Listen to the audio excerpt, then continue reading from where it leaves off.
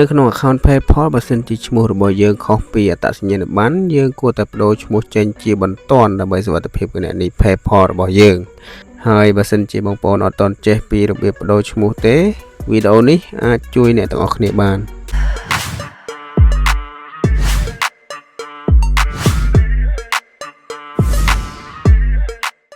ជំរាបសួរនិងសួស្តីបងប្អូនទាំងអស់គ្នាស្វាគមន៍ជាថ្មីមកកាន់ Channel កណ្ដាល iOS វីដេអូរបស់ខ្ញុំថ្ងៃនេះគឺចង់បង្ហាញបងប្អូនទាំងអស់គ្នាពីរបៀបបដូរឈ្មោះនៅក្នុង account PayPal បាទអញ្ចឹងសម្រាប់អ្នកដែលដាក់ឈ្មោះខុសពីអត្តសញ្ញាណប័ណ្ណឬក៏ដាក់ឈ្មោះខុសពីឈ្មោះកំណើតរបស់យើងបងប្អូនអាចធ្វើការផ្លាស់ប្ដូរឈ្មោះបានអូខេអញ្ចឹងកុំឲ្យវែងឆ្ងាយយើង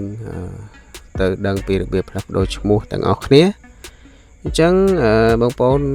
ចូលមកក្នុង browser ណាមួយមកឧទាហរណ៍ថានៅលើ iPhone យើងមាន Safari ស្រាប់អញ្ចឹងចូល Safari មកតែបើសិនជានៅលើទូរស័ព្ទដៃ Android យើងចូលមកក្នុងកម្មវិធី Chrome ណាបាទ Chrome ឬក៏ Firefox អីចឹងទៅបាទឥឡូវខ្ញុំនៅលើ iPhone ខ្ញុំចុចលើ Safari តែម្ដងហើយសរសេរកន្លែងនេះមកសរសេរ website PayPal បាទយើងចូលទៅក្នុងbrowser យើងសេ paypal.com មក paypal.com បាទបន្ទាប់មកយើងចុច go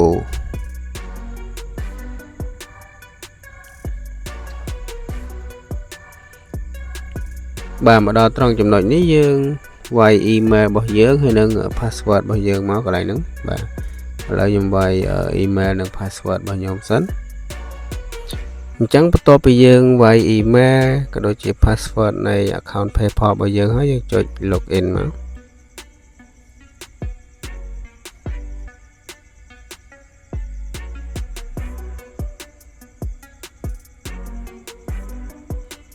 អូខេមកដល់ត្រង់ចំណុចនេះបងប្អូនក៏លេខមើលខាងលើគៀនខាងស្ដាំបាទអូខេឥឡូវខ្ញុំចុចខ្វែងឡើងនេះសិនបាទបងប្អូនក៏លេខមើលលើគៀនខាងស្ដាំបងប្អូននឹងឃើញសញ្ញាត្រេ3អញ្ចឹងយើងចុចសញ្ញាត្រេ3មកហើយបងប្អូនរកពាក្យថា profile setting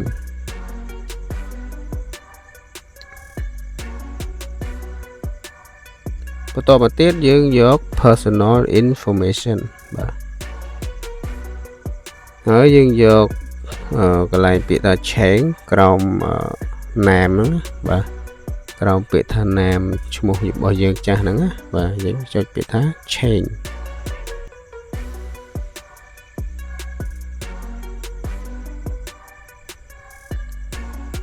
បន្តមកទៀតកន្លែងនេះបើសិនជា account របស់យើងជា account personal ទេយើងយកកដាល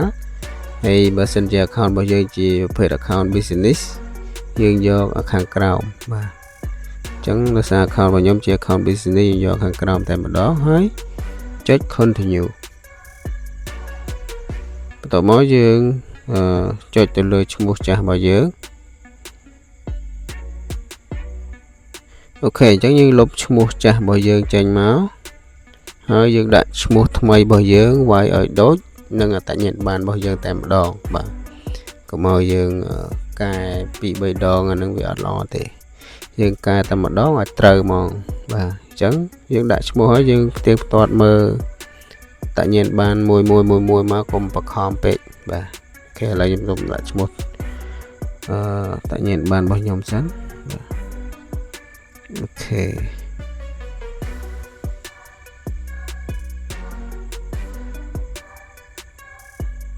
បាទអញ្ចឹងបន្ទាប់ពីយើងដាក់ឈ្មោះថ្មីដែលផ្ទៀងផ្ទាត់ជាមួយនឹងអត្តសញ្ញាណប័ណ្ណរបស់យើងច្បាស់លាស់ហើយយើងចុចពាក្យថា update business name ហើយបើសិនកន្លែងហ្នឹងបើសិនជាយើងយក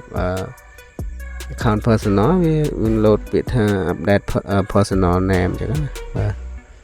អូខេអញ្ចឹងយើងចុច update មក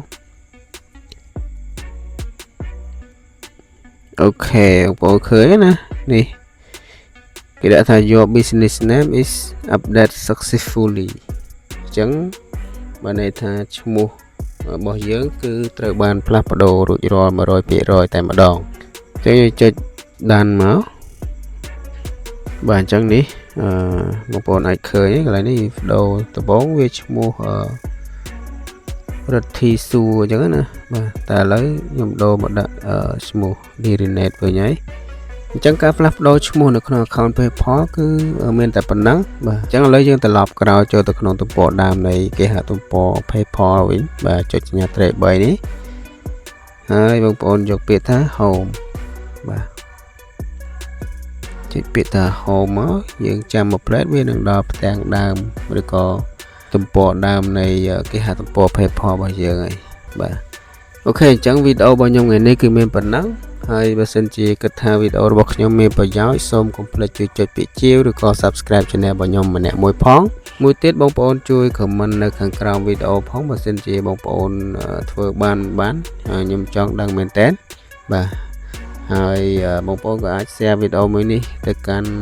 បងប្អូនយើងផ្សេងៗទៀតគាត់បានឃើញផងអរគុណ